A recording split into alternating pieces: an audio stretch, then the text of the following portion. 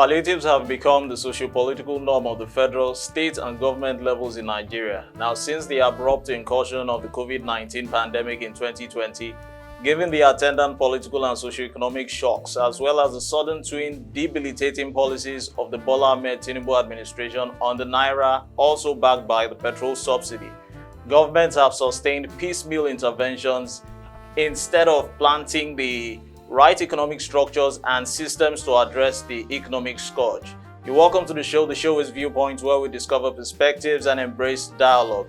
On the show with me today, I've got economic analyst Pelumi Awe, and we'll be talking about the palliative saga on ground. Pelumi, you're smiling. It seems you're evidently aware of this whole palliative episodial scene or series. Of course I am. I can't wait for us to get started.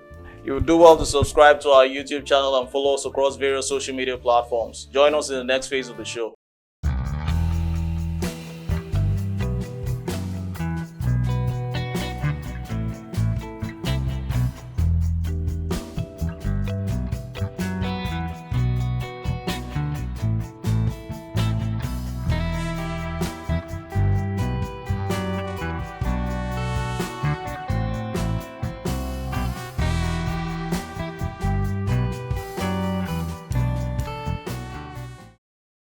You're welcome back to the show. Like I said earlier on, we have Pelumi Awe, economic analyst, on the show, and he'll be telling us about the People's Palliatives, which have been disbursed to cushion or pad the effects of the economic hardship. Now, Pelumi Awe, tell us more about this palliative business. Evidently, it's to cushion the economic crisis or downturns in which Nigerians have been facing, from subsidy, rising cost in living. Has it actually lived up to the effect to pad or cushion the effect to even make people more relaxed? Because we could see from videos, images, people have practically died in the process. And even the aristocrats or bourgeoisie who are even dishing out these palliatives, I don't think they live on these palliatives. Well, I think the term palliative became a popular name, a popular term from the year 2020 during COVID-19, the lockdown everywhere. And it has become something that as many Nigerians now know about. So a palliative is supposed to be a measure to cushion the effect of a reform or a disaster happening. So it's not a long-term thing. It's supposed to be a temporary act to ensure that people don't feel pain too much. It's not that they won't feel the pain at all, but that they won't feel pain a lot. And there are a few ways the government can ensure that the people they are relieved of whatever policies that have been placed on ground. So first is you could have, for instance, healthcare service. So government could say, okay, we're going to half the price of getting drugs. We're going to give you free healthcare service. We're going to check you up for free because of this move. You also have, and subsidies in a way, subsidies are not actually palliative, they are incentives. So the difference between palliative and incentive is that a palliative is supposed to be temporary to help cushion an effect of something. Incentive is something that is supposed to spur you to produce more. So, sorry to cut you there short. Now, is incentive more of a long-term or short-term thing? Well, incentive is most times a long-term thing, and it's supposed to stir production. So production has to be, the goal of incentive is to ensure that there is more production, that the people within a particular zone have an advantage to produce more. So for instance, government can say, we're going to give you guys fertilizer, for instance. The other time we spoke about how that the CBN gave some bags of fertilizers to farmers, worth over 200 million naira. And that is an incentive, not a palliative. The incentive is that it's not consumable in the present, but by applying the fertilizers to the soil, what happens is that there is more production happening. What we have seen in Nigeria so far so good is that we don't have a system of, firstly, administering the palliatives, of monitoring. So I think the issue we have had over the years is monitoring and administration. And even evaluation. Three things: administration, monitoring, and evaluation. To say administering is, these are the things we want to give out to people. Who are the people that we're going to give it out to? And then monitoring is in the process. So administering is pre, monitoring is during, evaluation is after. But we have the issues we have span across the pre, the during, the post, and we've seen it span over the years. And just to add before, maybe you want to ask the next question, is that the people have lost trust in the system. That's why they could break into warehouses to break, because they don't believe that the government they have on ground can administer. So they are not bothered about monitoring actually. They're bothered about administration of the palliatives that are to be given out. Now, okay, now before I ask the next question now, these warehouses were actually broken into. Now, why was the artificial scarcity or hoarding taking place when it was evident that people were practically not even living on empty bellies but dying? Well, I think the government in a way has not helped. Every time we come on the show, we talk about the fact that the government is helping issues. There is something called trust deficit in the fact that the gap between the people and the leaders is wide. People don't trust their leaders enough. And trust is built on a track record of honesty.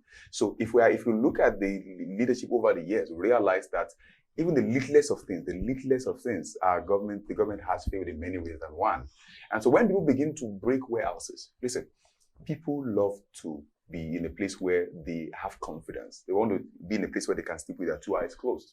But when they realize that the government that they have is not making things happen, is not trustworthy enough, the goods they have, what to be released out to people is not being done, and they get the hint that this thing is somewhere, and they don't trust their government enough to be able to distribute that thing enough, they will break into warehouses. So the issue most times we have is from the issue of administration, and then monitoring, and then evaluation to say, okay, we're going to give it 3 months, 2 months, 5 months. I give you another instance.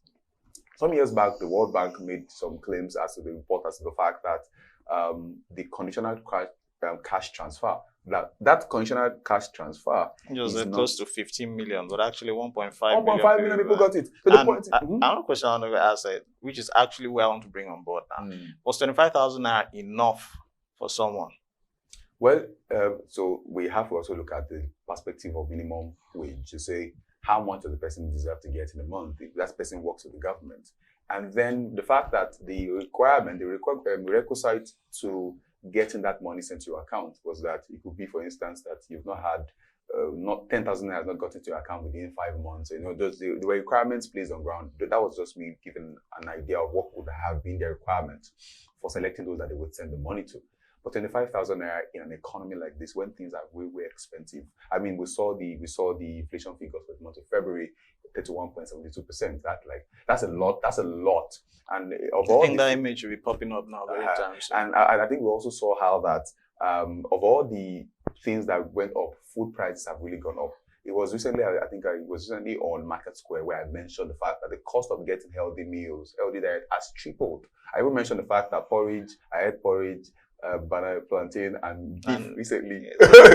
Ration. I'm telling you, and it was like 2,000 naira. And so we've learned over the years that a poor man in Nigeria is somebody who cannot live, who cannot afford to cater for himself, spending $1. That was $1. That was many years ago. But now we're saying $2 per day. So if I ask you now, the present, as of this morning, the figures for the exchange rate, $1 to a naira is around 1,300. How many Nigerians can afford to cater to spend 1.3 in a day to cater for themselves? So 25,000 naira is okay, sorry to go to show. They're coming from the economic perspective now. A few months back, it was skyrocketing from 1,700 to the dollar. Now it has dropped or cascaded to 1.4 to 1.3, as you said now. Is it helping? Well, I think we have seen a bit of improvement in the value of naira over the last couple of weeks. In fact, naira has gained over 7% in the last couple of weeks, and there are many factors that have contributed to that. And I won't say that the giving of palliatives has helped in many ways, because we know that some weeks back, some guys, the immigration people, started disbursing food for as cheap as 10,000 naira. So we have seen over the course of 3 weeks that some of the policies by the CBN has paid off, in that they become more sterner on banks. They've been on the necks of banks. They have ensured that the BUD changers or BUD change operators have a role in the economy, because BUD changers are an avenue for easy transaction of foreign currencies. We've also seen that the public are beginning to gain confidence. Investors from outside are beginning to become confident in the economic policy that we place on the ground. Also, we must also appreciate the firmness of the Monetary Policy Committee on these issues.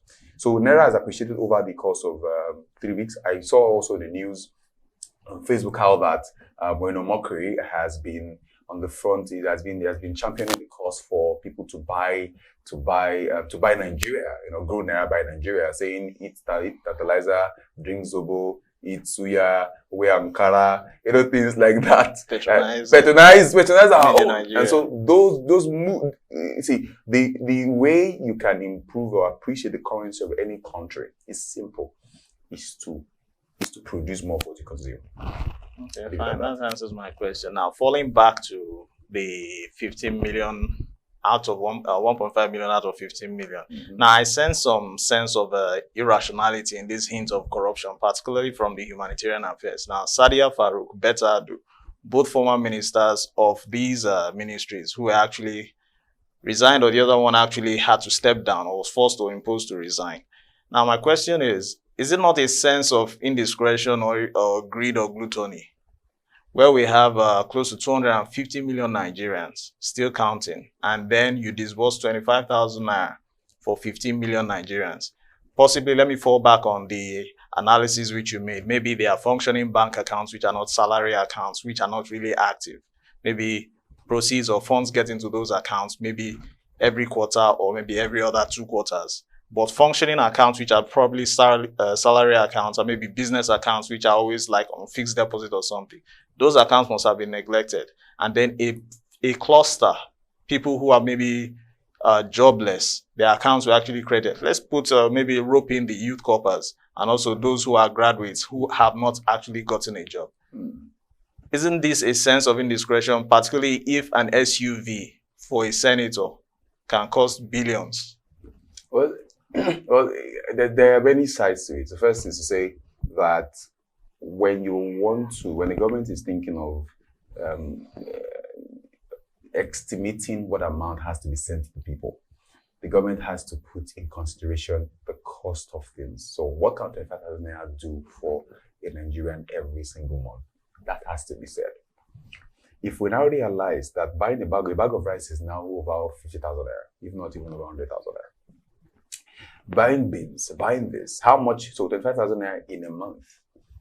We're saying if you divide 25,000 naira by 31 days, is that even up to 1,000 naira per day? All right, so we're saying if this amount is not enough for the people, can you increase it some more? But we also have to say the senators who are buying SUVs and are buying stuff for themselves, knowing fully well that the country is at a state where all has to be. But they actually represent constituencies now. In each state now, you have 3 senators or 3 honorables coming from each state. Why have they not acted in functional capacity disbursing palliatives?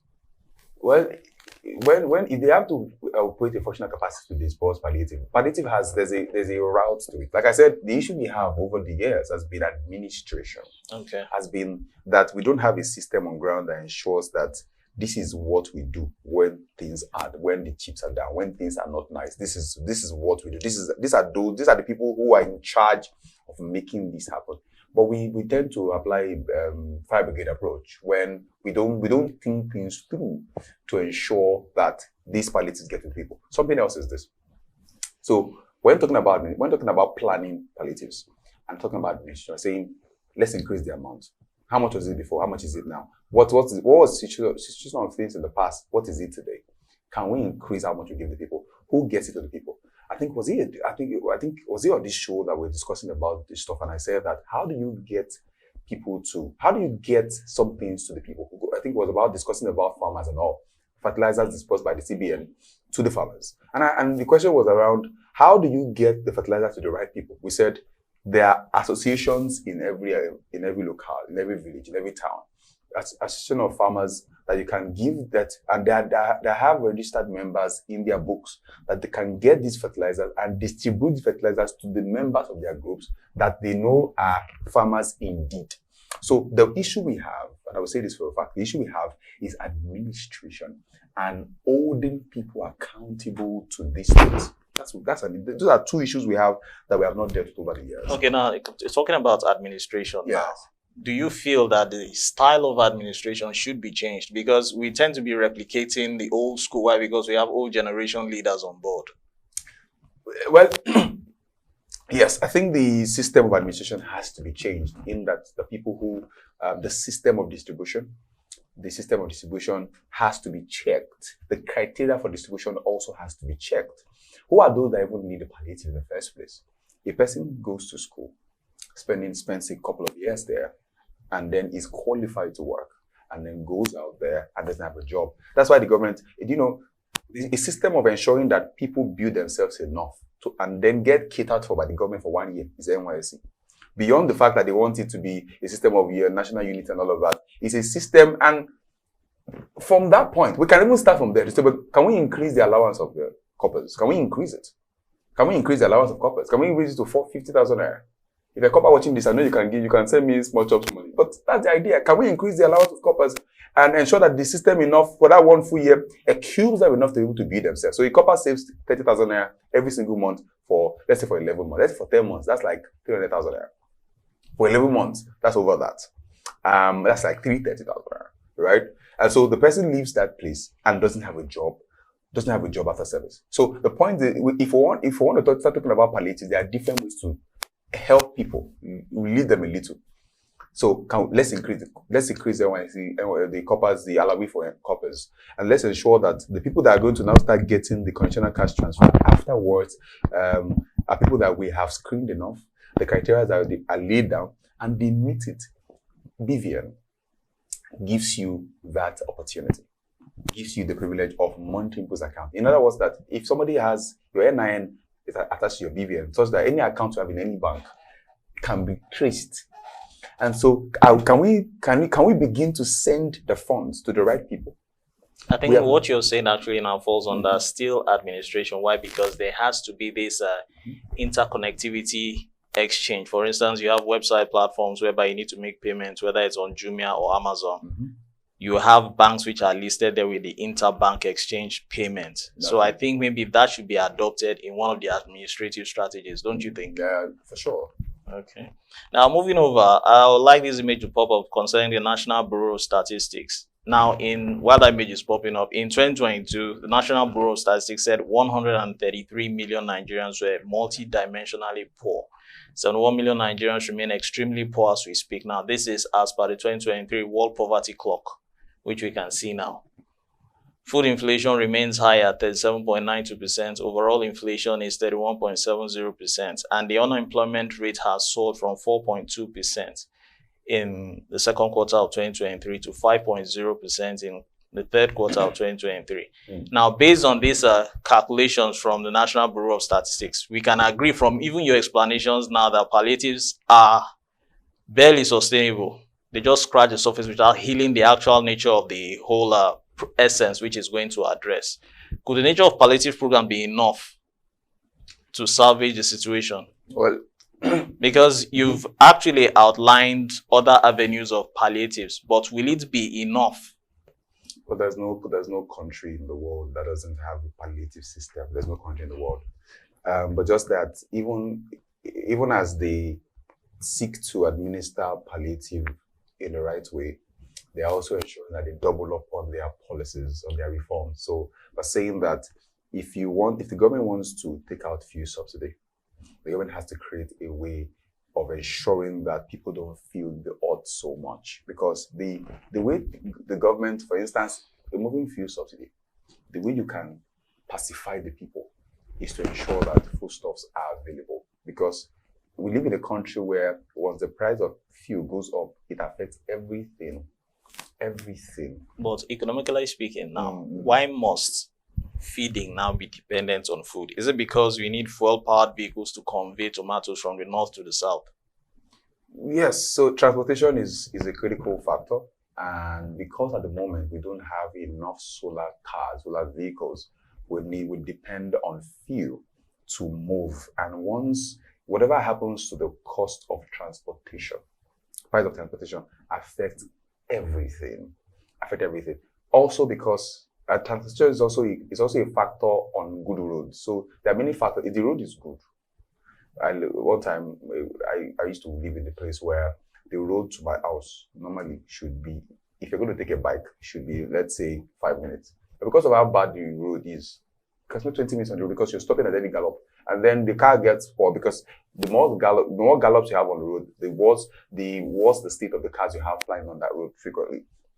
So palliatives are not enough to sustain, to revive any economy. You need, like I said, for instance, I think we said on Market Square recently that there's something called tax holiday. Tax holiday is when the government gives a company a time zone not to pay tax because of achieving a feat.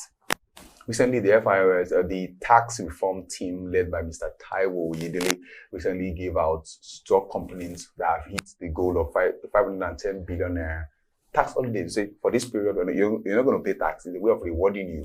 So and they are domiciled in Nigeria, right? Yes. So what these guys will do is that they will then they can employ more people because they want to, because there's now a higher benchmark for them to hit it. They employ people to hit that benchmark, because sometimes the more the members of staff you have, because of the number of tax that had to be done, there's something called diminishing marginal returns in economics, and it means that if you have too many persons more than the tax available, more persons will not work, and then production will reduce. Drop. So if you have more tax to be done, and you have enough persons to carry it out, you can hit more, you can hit your goals even more, and then knowing fully well that if you hit your goals more, there's the possibility of having tax holiday, that you won't pay tax for a while. So it's a way of encouraging. That in a way is palliative. That's where palliative and incentive kiss themselves, because you are helping the people, you are relieving them of a particular policy that you have made, but also ensuring that they are being spurred to production. So remember I mentioned at the beginning of this conversation that palliative is supposed to feed your belly. That's palliative, actually, to take care of you, well-being. Incentive is to help the people become more productive. If it is just to feed your belly alone, it's palliative. But if it is to encourage you enough and inspire you enough to be able to produce more, it's incentive. Okay, before we wrap up now, conclusively speaking now, crucially, now the role of government is to enable or provide an enabling climate for both citizens and the business venture. Now, Sure. take for instance in the UK, Ireland, or Scotland now, there are welfare programs for either the elderly, they call them senior citizens, or even the young ones who are prospective job seekers. There are programs in place to make sure that they're actually being taken care of. Allowances are disbursed, either in checks or maybe you have their Western Union formats there or PayPal. Now, why can't we here in Nigeria adopt this functioning program? Or what are obstacles preventing it from actually emerging to full functionality? Well, usually we live in a country where it takes a lot to make something little work. And when you want to make anything work in Nigeria, you have to put in a lot of force, screen the people enough, and you can't really screen their hearts because people come with all manner of things. Okay, we're taking a cue from the Bible, the heart of the man. Okay. You know, power corrupts, and absolute power corrupts absolutely. Right? So when people are not in power, they tend to be very vulnerable and cool. When they get there, they tend to act in other ways. So it's an easy thing to do. You have the NIN that has the date of birth of people. You can actually track that and group them. It's the reason if you check the history of pension, it was a system that government invented to ensure that people don't suffer after serving the government. Because we realized that people would get their money, spend it on anything they see they want to buy when they are in service. And that's why some footballers, you see them today, old footballers who did not have the orientation enough to understand that there is time for everything. There are many footballers online today, that old ones that are now asking for help, seeking for help here. Because when they had the money, they married more wives, did things they shouldn't do, bought more cars, spent their money on drinks, went to different countries that they were not invited. And then now, they are now struggling. You have Kanu, you have Mikel. Wise people you have Okocha investing in different things. So what the government can do going forward is for palliative sharing and for that to get to the right people. You mentioned that it was said that we have more Nigerians who are multidimensionally poor. You know what that means? To be multidimensionally poor is we look at you in every face. There is nothing to write about. Physically, you are poor. Mentally, you are poor. IQ-wise, you are poor. IQ-wise, you are poor. And so it's based on three things actually. Shelter and clothing. Absolutely. So we look at you on the food part, no food, you don't have a place to stay, you don't have good clothes. That's what we call multidimensionally poor. You don't really have anything to write home about. And it's critical. In fact, the figure is less. That figure they quoted is less. You know, they just give an hypothetical figure. We have over 220 million Nigerians alive today. And I can tell you for a fact that the number of persons that are poor, multidimensionally poor in Nigeria. Let's not focus on being multidimensionally poor. The millions of Nigerians that are healthy. is also another factor. Because many are mad, few are roaming as we speak. Absolutely. So I think we've mentioned today that the government can create a system that ensures that the right people get the right resources. And for you to now get to the point where people are stampeding themselves to get bags of rice it's a slap on Africa's largest economy. Let me leave it at that. Yeah, it's been nice to one with you on the show today with Olua Pelumi Aware. Now, at this point, in my own view, to truly empower citizens, Nigeria needs to achieve a rebound in the manufacturing sector, as Pelumi initially said. It must boost the electricity sector and must also reverse its control of the refineries through outright privatization. The show has been Viewpoint, where we discover perspectives and embrace dialogue. I've been your host, Odiawa AI, and with me on the show, Olua Pelumi Aware. Thanks for watching.